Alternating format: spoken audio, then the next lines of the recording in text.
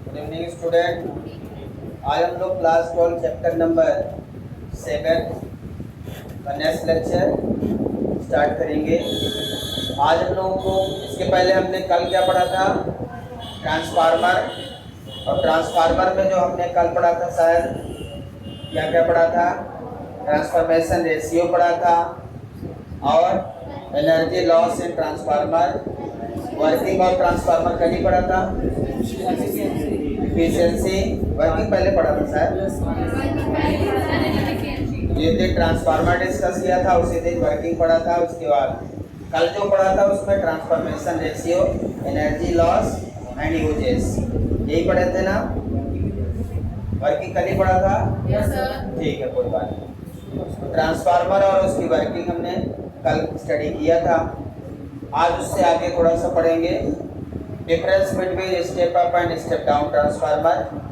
ये आपको लिखने के लिए आता है सिंपल, कभी 3 नंबर में आता है, कभी 4 नंबर में, तो इसको भी आपको ध्यान रखना है। तो आइए हेडिंग लगाएं। वैसे आपको याद होगा, मुझे पूरा विश्वास है। डिफरेंस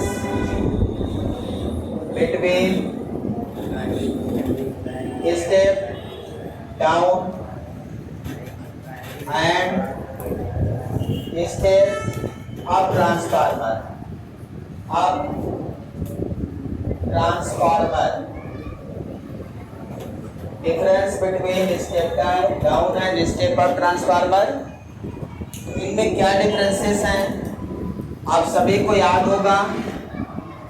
बहुत सिंपल डिफरेंस लिखेंगे हम लोग। वन साइड लिखेंगे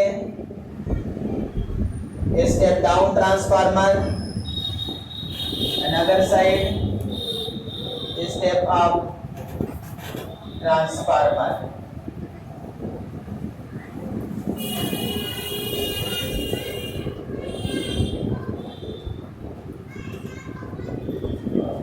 थ्री या 4 मार्क्स का ये हमेशा पूछा जाता है, तो आपको बहुत सिंपल सा याद रखना है कि क्या डिफरेंस है इन ट्रांसफार्मर। तो पहला डिफरेंस ये है, स्टेप डाउन का मतलब वोल्टेज को घटाता है। इट डिक्रीजेस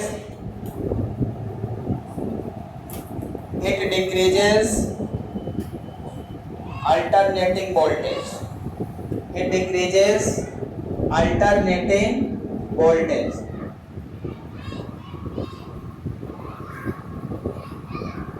ये वोल्टेज को क्या करता है, घटाता है, डिक्रीज करता है। और ये it increases alternating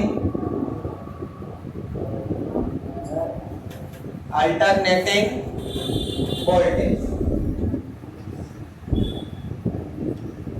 ठीक है, स्टेप अप का मतलब वोल्टेज को बढ़ाना है और स्टेप डाउन का मतलब वोल्टेज को घटाना है। यदि वोल्टेज को घटा रहा है डाउन, तो करंट को बढ़ा रहा होगा, है ना, बताया था ना। It increases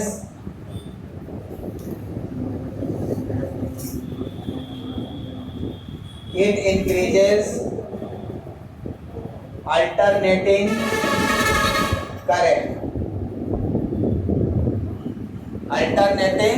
current. ये सारी आउटपुट की कंडीशन रहती है ना, ये जो भी कंडीशन है ये आउटपुट की रहती है, ध्यान रखना है। It decreases alternating current. इसमें अल्टरनेटिंग करंट को कम करता है। स्टेप डाउन ट्रांसफार्मर क्या करता है, अल्टरनेटिंग करंट को कम करता है, अल्टरनेटिंग वोल्टेज को बढ़ाता है। ठीक है, और क्या डिफरेंस हो सकता है, इनमें नंबर ऑफ सेकेंडरी टर्न्स ज्यादा होता है। सेकेंडरी टर्न्स क्या होता है, ज्यादा होता है। प्राइमरी टर्न्स क्या होता है, इसमें कम होता है। स्टेप डाउन में सेकेंडरी नंबर ऑफ टर्न्स कम होता है, प्राइमरी ज्यादा होता है। The secondary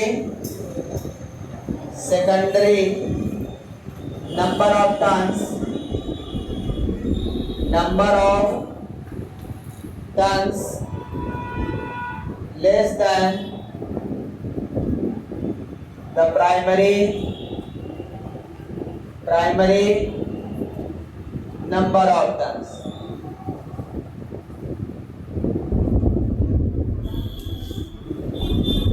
secondary number of turns less than the primary number of turns का मतलब ये है कि NS लेस देन NP का मतलब क्या है? NS less than NP। Secondary number of turns less than primary number of turns. सही लिखा है। इसमें क्या होता है? The secondary number of turns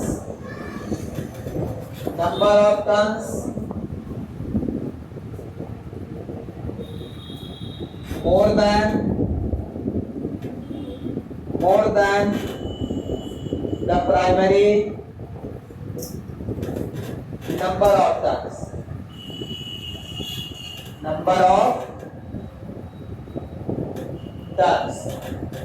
मतलब इसमें NS ग्रेटर देन NP रहता है। इसमें NS less than NP। Secondary number of turns कम रहता है, प्राइमरी ज्यादा रहता है। इसमें सेकेंडरी ज्यादा रहता है, प्राइमरी कम रहता है। ये आपने देख लिया था कल ही, आपको मैंने जो बताया था। एक पॉइंट और बचा है, कौन सा? ट्रांसफॉर्मेशन रेशियो मैंने आपको बताया था, ध्यान होगा। स्टेप डाउन में लेस देन 1 होता है और स्टेप अप में ग्रेटर देन 1। तो आपको बहुत इंपॉर्टेंट चीजें मैंने बताया था, उसी के हिसाब से यहाँ पे डायरेक्ट हम लोग लिख सकते हैं। क्लियर है? तो थर्ड पॉइंट, फोर्थ पॉइंट लिख देंगे। कंप्लीट कर लिया आपने। फोर्थ पॉइंट क्या है? इट्स ट्रांसफॉर्मेशन रेशियो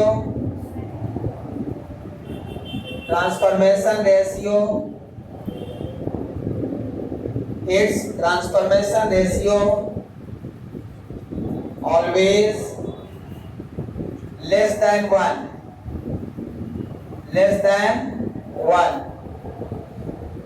मतलब K less than 1। Transformation ratio को हम K से डिनोट करते हैं, इसमें K लेस देन 1 रहेगा और इसमें its transformation ratio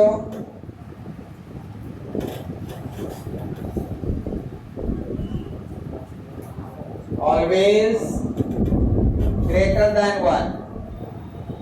K greater than 1। Transformation ratio को हम K से डिनोट करते हैं।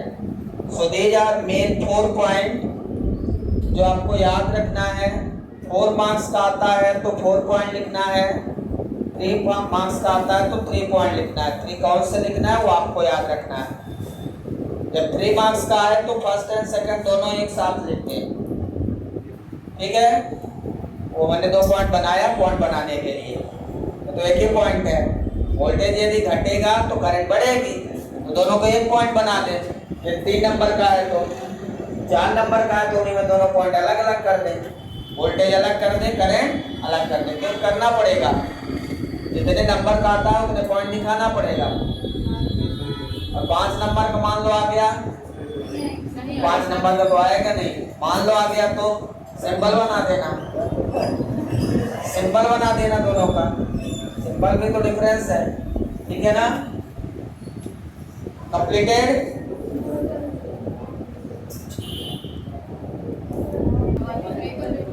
तो आगे देखिए, यूज ऑफ ट्रांसफार्मर लिख लेते हैं। लिख लिया है?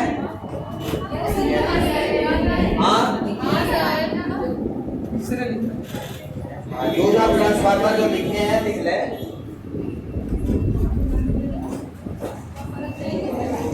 यूज ऑफ ट्रांसफार्मर,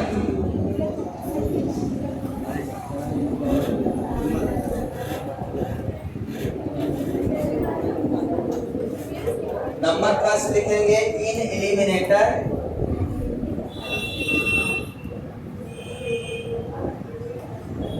और पावर सप्लाई।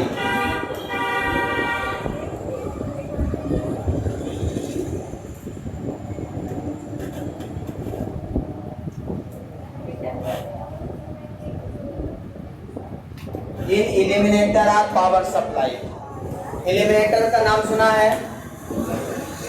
इल्यूमिनेटर ज्यादातर हम प्रैक्टिकल पर्पज में यूज करते हैं। प्रैक्टिकल पर्पज में जब हमें थोड़ा वोल्टेज की जरूरत होती है तो प्रैक्टिकल में जैसे सेल का यूज करते हैं तो सेल उतना पावर नहीं दे पाता। जैसे हमने मीटर ब्रिज का प्रैक्टिकल किया, पोटेंशियोमीटर का प्रैक्टिकल किया, ओम्स लॉ का प्रैक्टिकल किया, तो इनमें हमें बैटरी की जरूरत पड़ती है। ओम्स लॉ जब हम यूज करते हो बैटरी चाहिए, तो बैटरी क्या करता है, उतना वोल्टेज नहीं दे पाता और ये एसी को डीसी में कन्वर्ट करके देता है। कन्वर्टर भी इसमें लगा रहता है, तो ये ज्यादा वोल्टेज नहीं देता, उतना वोल्टेज देता है जितने में आपका डिवाइस काम कर जाए। ठीक है ना? उतना ही चाहिए, ज्यादा नहीं चाहिए। ठीक है ना? कम वोल्टेज दे देता है। ज्यादा वोल्टेज देगा तो फिर दिक्कत हो जाएगी। अपन यूज ज्यादा में भी कर सकते हैं, कम में भी कर सकते हैं। ट्रांसफार्मर का यूज है वोल्टेज के घटाना है या बढ़ाना है। अभी 11,000 को 220 में, अब फिर 220 को भी और कम में चाहिए तो भी ट्रांसफार्मर लगाना पड़ेगा। जरूरी थोड़ी कि हर डिवाइस 220 में ही चले। समझ रहे? तो जितना ज्यादा है उसको कम करना है, जितना कम करना है उतनी बार ट्रांसफार्मर आपको यूज करना है। उतने टाइप के ट्रांसफार्मर यूज करने हैं। ट्रांसफार्मर मैंने 2 स्टेप अप स्टेप डाउन बता दिए, इतने टाइप के ट्रांसफार्मर नहीं होते। Step up transformer, step down transformer, set type transformer, core type transformer, power transformer, distribution transformer, different kinds of transformer are used. बहुत डिफरेंट टाइप के transformer use किए जाते हैं। समझ में आया ना? आपने तो 2 टाइप पढ़ लिया फुर्सत, यहाँ हम लोगों को हर टाइप का पढ़ना पड़ता था। 7 टाइप के ट्रांसफार्मर हम लोग पढ़े। और अभी तो ट्रांसफार्मर में क्या क्या है, ट्रांसफार्मर पढ़ने में 6 महीने लगते हैं। ये 6 महीने का सिलेबस है। अभी आप सोच रहे हैं कि ये इतना जल्दी कैसे, तो अभी तो हमने कुछ पढ़ा ही नहीं ट्रांसफार्मर में। ट्रांसफार्मर एक्चुअल में जब पढ़ते हैं तो इंजीनियरिंग में पढ़ते हैं, वहाँ पर फिर ट्रांसफार्मर 6 महीने में पढ़ते हैं आप। और 6 महीने में भी नहीं, फिर अगले सेमेस्टर में फिर यूज होता है दूसरे नाम से मशीन, फिर उसको 6 महीने पढ़ते हैं। मतलब एक ऐसा सब्जेक्ट जो पूरे 3 साल पढ़ते रहते हैं ट्रांसफार्मर है। अभी फेजर डायग्राम उसके बहुत डिफरेंट होते हैं। अभी लोड और अनलोड की कंडीशन में ट्रांसफार्मर हम लोग यूज करते हैं, बहुत डिफरेंट है। इन रेडियो एंड टीवी, रेडियो और टीवी में यूज करते हैं। इन मोटर में यूज करते हैं। मोटर एंड फैन कहीं भी हर जगह हम लोग यूज करते हैं। जितने भी इलेक्ट्रिकल डिवाइस हैं उनमें हम यूज करते हैं इनका।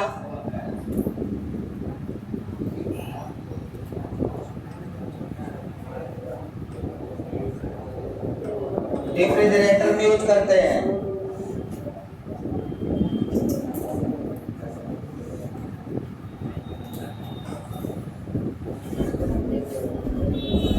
टेलीफोन में यूज करते हैं।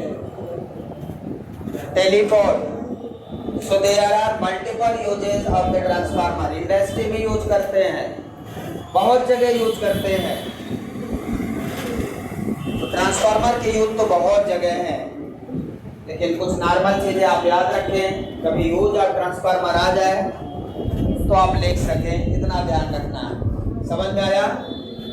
अब हम आएंगे क्वेश्चन पे और क्वेश्चन करते हैं।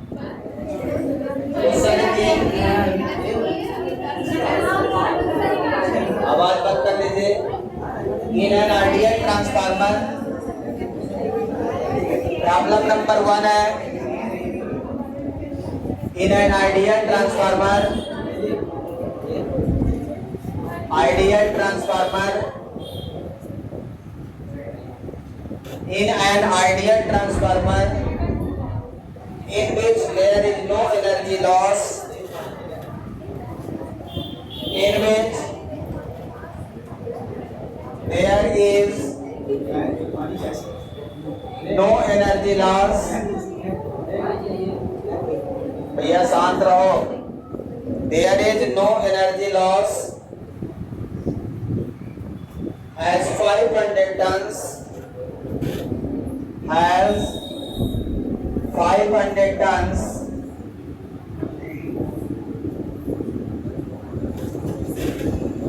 in primary coil and 2500 tons and 2500 tons in secondary coil.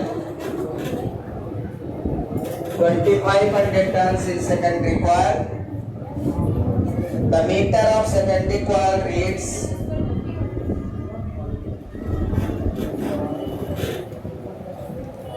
the meter of secondary coil reads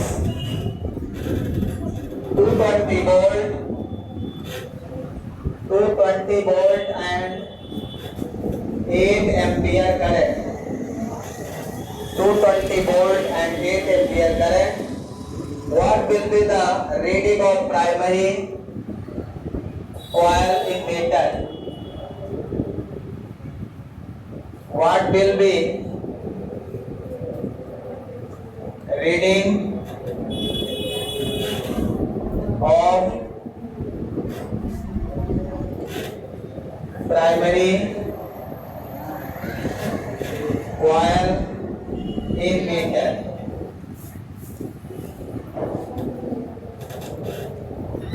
ये है क्वेश्चन आपका.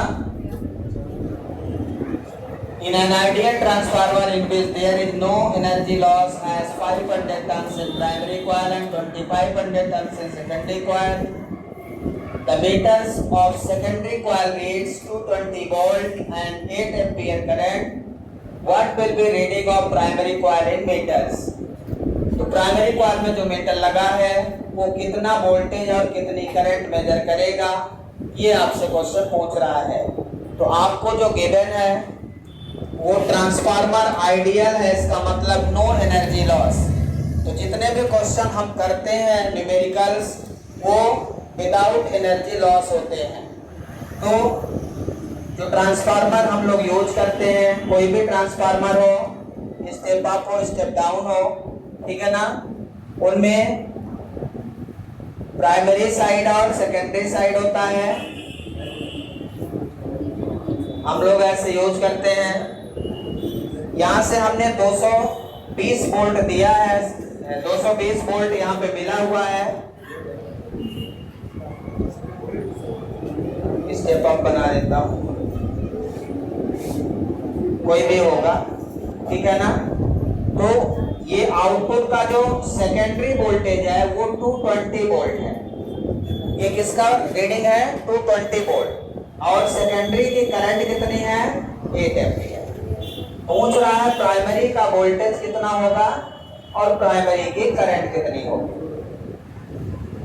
और नंबर ऑफ टर्न्स जो है, number of turns in secondary primary side दिया है क्या? प्राइमरी साइड में 500 टर्न्स दिया है और सेकेंडरी साइड का 2500 टर्न्स दिया है.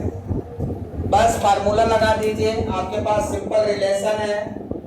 कौन कौन से रिलेशन है उसको यूज कर लीजिए. आपको मैंने एक रिलेशन बताया था, नंबर ऑफ टर्न्स और करंट में, नंबर ऑफ टर्न्स और वोल्टेज में, दोनों में रिलेशन है कि नहीं है? क्या रिलेशन है? Secondary number of turns upon primary number of turns equal to primary current upon secondary current. यही रेशियो है. नंबर ऑफ टर्न्स और करंट में इनवर्सली प्रोपोर्शनल का रिलेशन है, ये मैंने आपको कल बताया था. सही लिख दिया. तो यहाँ पे ये फार्मूला का यूज कर लें. तो NS कितना दिया है 2500, MP कितना दिया है 500 इक्वल टू IP और BP पूछा है, IS दिया है IP अपॉन IS 8 एम्पियर का है। समझ में आ रहा है? बस इसको सॉल्व कर लें। 2 0 से 2 0 cancel, 5 equal to IP by 8, IP equal to कितना आ गया IP by 8। So IP equal to 5 into 8 equal to 40 ampere की करंट।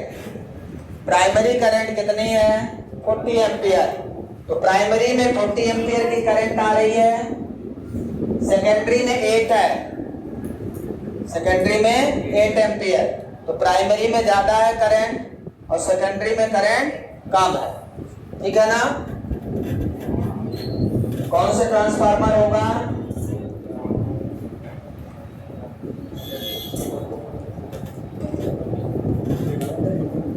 हाँ, स्टेप अप ट्रांसफार्मर, मतलब स्टेप अप ट्रांसफार्मर का मतलब वोल्टेज ज्यादा करंट कम। यहाँ पे करंट कम है, अब वोल्टेज ज्यादा है, करंट कम है वोल्टेज ज्यादा है, मतलब इधर का वोल्टेज कम आएगा, प्राइमरी का वोल्टेज कम आएगा। ये रिलेशन समझ में आ गया? वोल्टेज का रिलेशन हमारे पास है Vs upon Vp equal to Ns upon Np। ये वोल्टेज का रिलेशन है, वोल्टेज और नंबर ऑफ टर्न्स में रिलेशन है कि नहीं है? यही रिलेशन होता है। इससे भी सेम जो फाइंड करना है यहीं से फाइंड कर लें। तो Vs कितना दिया है 220 divided by Vp equal to Ns कितना है 2500 डिवाइडेड बाई 500। यहाँ से 0 0 कैंसिल, यहाँ से भी 5 आ जाएगा, तो Vp इक्वल टू कितना हो जाएगा 220 अपॉन 5। Vp इक्वल टू कितना हो जाएगा 220 अपॉन 5। कट कर दीजिए, कितना आ जाएगा 44 वोल्ट। चेक कर लीजिए, तो यहाँ पे अपना आ गया 44 वोल्ट। आपने देखा कि वोल्टेज स्टेप अप हो गया। 44 वोल्ट कितने में कितना हो गया 220 वोल्ट। 40 एम्पियर करंट कितने में हो गई 8 एम्पियर। तो ये हो गया स्टेप अप ट्रांस, मतलब यहाँ पे कौन सा ट्रांसफार्मर है ये पूछा जाए तो आपको ऐसे भी देख के बता सकते हैं, नंबर ऑफ टर्न्स देख कर बता सकते हैं। ठीक है ना? क्लियर, समझ में आया क्या? सॉल्व कर लीजिए जल्दी से।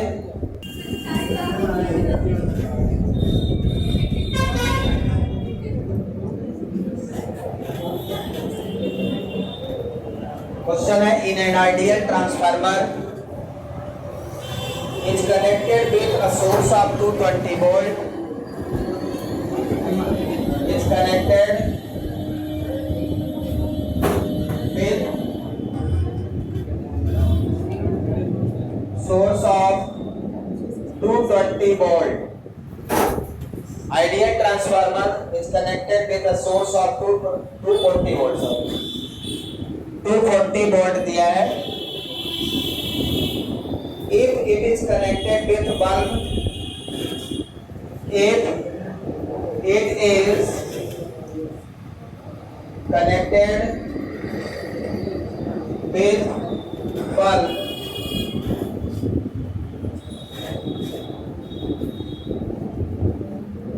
Four volt,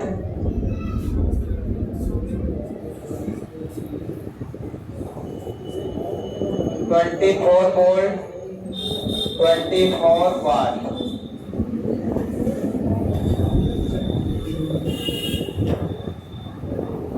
Then what will be the value of current? Then what will be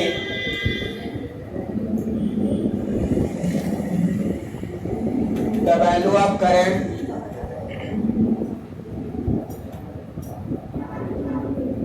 flowing through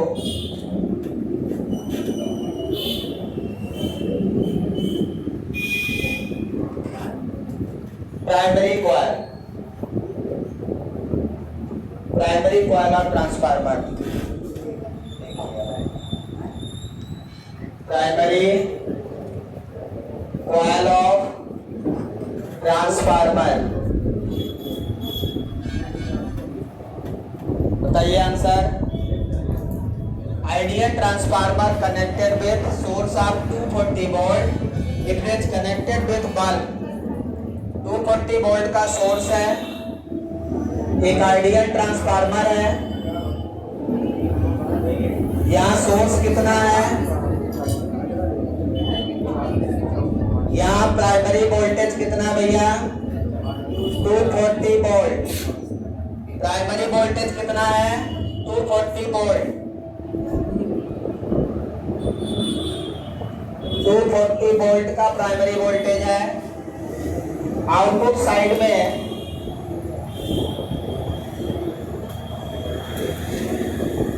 हमने एक बल्ब लगा दिया।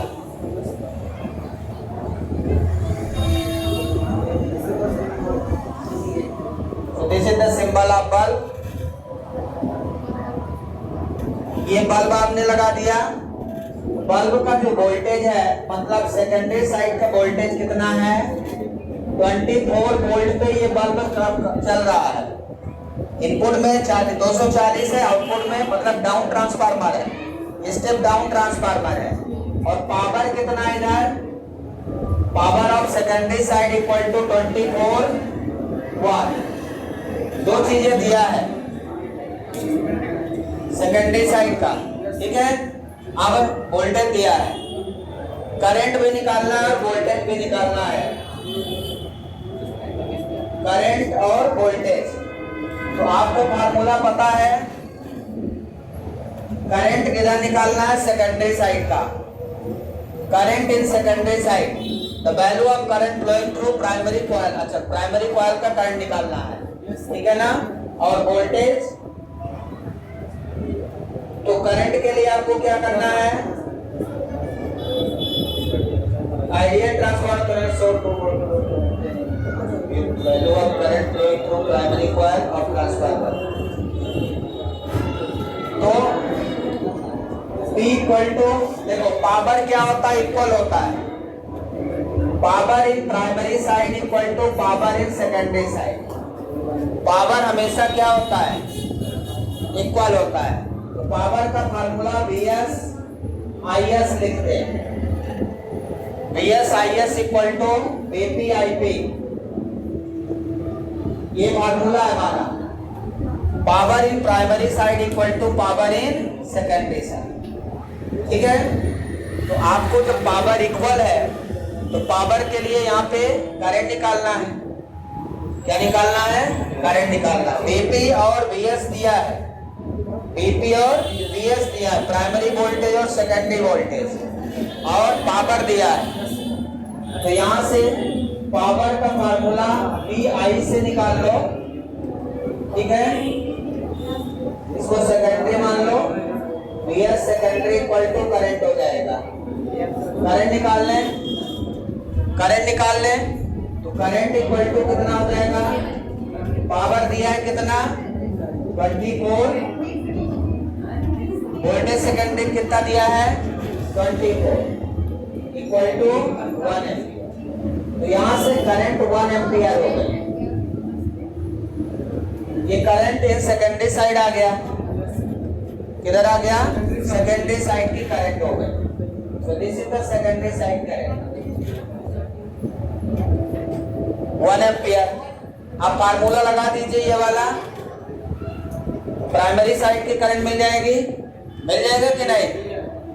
यहाँ पे IS मिल गया, VS है, VP IP तो लगा दें,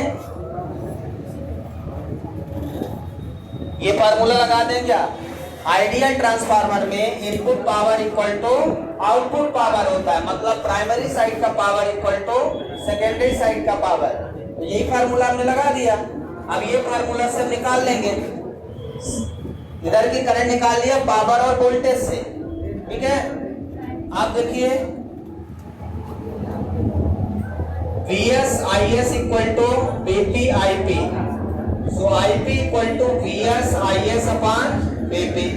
एक फार्मूला लगा देंगे, IP इक्वल टू VS कितना है, सेकेंडरी वोल्टेज कितना है 24 सेकेंडरी करंट कितना 1, प्राइमरी वोल्टेज कितना है 240 वोल्ट, कितना है 240। फार्मूला सही लिखा है देखिए, VSIS equal to VPIP, IP equal to VSIS upon VP, सही लिखा है। ये कट गया, कितना आ गया 1/10। हाँ क्या हुआ सर? जैसे ये स्टेप डाउन वाला है सर, हाँ करंट ज़्यादा हो चुका फार्मूला सही है कि नहीं? ये आपको दिया है क्वेश्चन में, कितनी आ गई करंट 0.1, करंट सही है। इस फार्मूले से आपकी करंट कितनी आ गई 0.1 एम्पियर, ठीक है ना। पहले आप क्या करेंगे, सेकेंडरी का पावर पता, सेकेंडरी का वोल्टेज, तो वहां से करंट निकाल लेंगे, ठीक है। इक्वल टू VI से करंट निकाल दिया, फिर ये फार्मूला लगा दिया तो प्राइमरी की करंट आ गई। प्राइमरी करंट कितनी हो गई 0.1 एम्पियर, ठीक है। 240 वोल्ट स्टेप डाउन ट्रांसफार्मर है। कितना आ गया यहाँ पे, अब यहाँ लॉस हो रहा है, पावर में लॉस हो रहा है ना, 24 वोल्ट लोड है, तो इस कारण से ऐसा है। समझ में आ गया सबको, ठीक है। कल NCERT की बुक सब लोग लेके आएंगे, NCERT की बुक लेके आना है, सॉल्यूशन करेंगे। Thank you, have a nice day.